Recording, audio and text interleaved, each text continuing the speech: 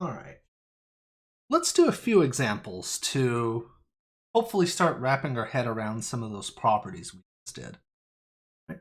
So let's start with something pretty simple.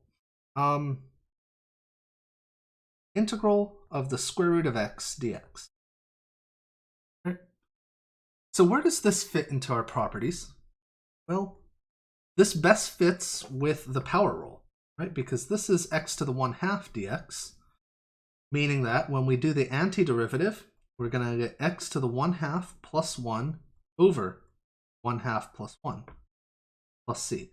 Now we want to simplify this answer. We want it to look sort of intelligible. And what that winds up being is, well, x to the 3/2 up top, so over 3/2.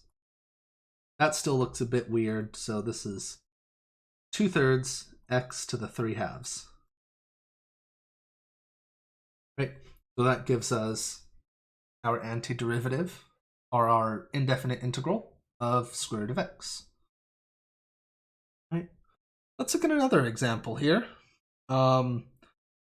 Let's say we look at integral of 8x cubed plus 1/2. Oops. Let's make this look a bit nicer. 1 over 2x squared dx. Right? So it's often useful to, rewrite these in a form that we can apply kind of the power rule to, or some of those basic derivatives or antiderivatives we just did on the last video. So in this case, let's rewrite this to say 8x cubed plus 1/2 x to the minus 2. Right? So we're just rewriting everything so it's sort of on one line. At least all the parts with variables are. Okay? So now that we have that, we know that we can factor constants out of antiderivatives, and that we can split it up and sort of do the integral one piece at a time. Right? That's what those properties we're talking about. So integral of x cubed is 1 over 4, x to the 4, plus 1/2.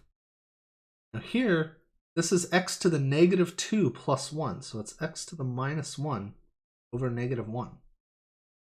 And then we're going to add the plus c at the end. Right? Remember, we can integrate piece by piece and then just put this constant at the end. And so this simplifies to 2x to the 4th minus 1/2. Well, really, yeah, it kind of looks better like this. 1/2 x to the minus 1. I think that's a perfectly reasonable answer, but if you're so inclined, you could write this as over 2x as well. So either one's really fine here. Right? So what else can we do? Let's do something a little more interesting.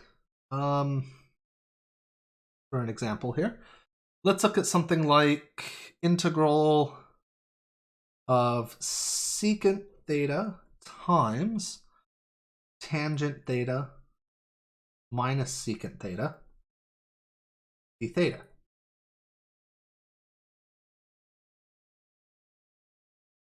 My thetas are not good today. There we go. Right.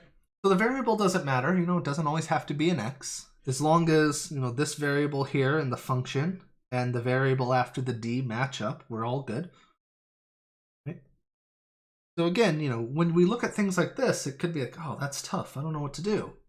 But just expand it out, rewrite it, and your goal at this point should basically be, can I make this look like the derivative of something I know? Well, I don't know why that zoomed in, but okay. If I distribute this, I'm going to have secant theta tangent theta minus secant squared theta, because it's secant times secant, d theta. But if I look at this now, well, I know that that's a derivative. And I know that's a derivative. Right? This here, this is the derivative of secant. This is the derivative of tangent. So I get secant theta minus tangent theta. Again, plus c. Don't forget your plus c.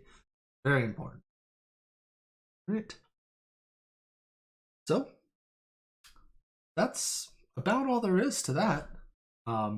Sometimes it helps to just rewrite it in another form that it, looks more obviously like the derivative of something.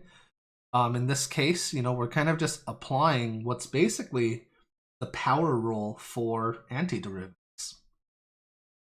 All right.